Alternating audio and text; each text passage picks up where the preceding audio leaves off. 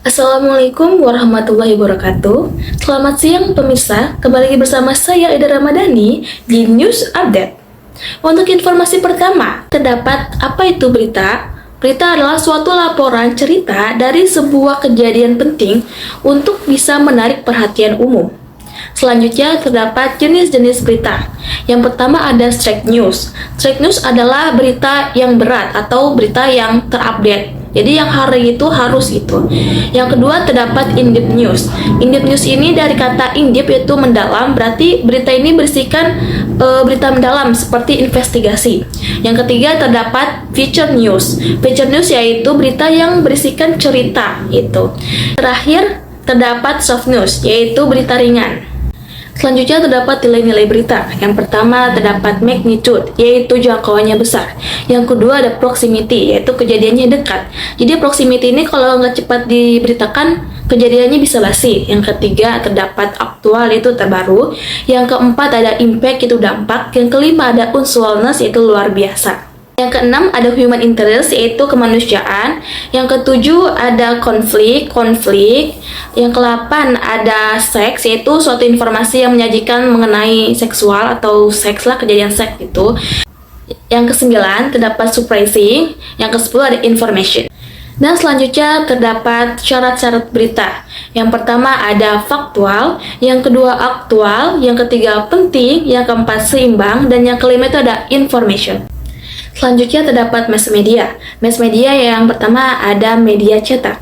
Media cetak yaitu contohnya buletin, makalah, dan koran. Yang kedua ada media cyber. Media cyber contohnya adalah Kompas, TV, dan Tempo, dan lain-lain. Yang ketiga ada media elektronik, yaitu ada radio dan TV. Selanjutnya, apa itu isu?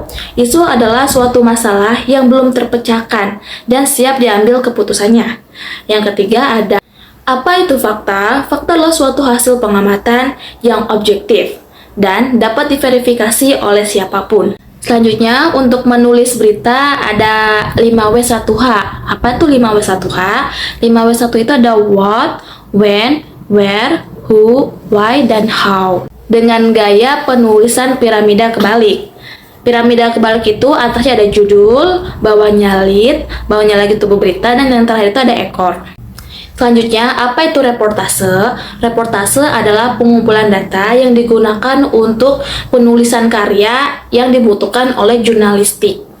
Bagaimana reportase dilakukan? Jadi terdapat 3 tahapan dalam reportase. Yang pertama ada praproduksi. Nah, praproduksi ini kita menyiapkan apa yang dibutuhkan ketika proses produksinya. Contohnya yang pertama ada proyeksi, ada mencari isu,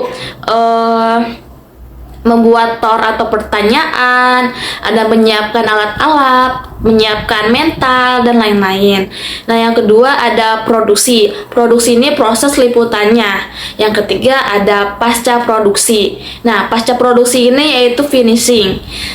Jadi di pasca produksi ini kita mengedit video, menyebarluaskan berita atau mendistribusikan berita, dan evaluasi. Mungkin untuk laporan saya cukup sampai sekian. Saya Ida Ramadhani, pamit undur diri. Terima kasih. Wassalamualaikum warahmatullahi wabarakatuh.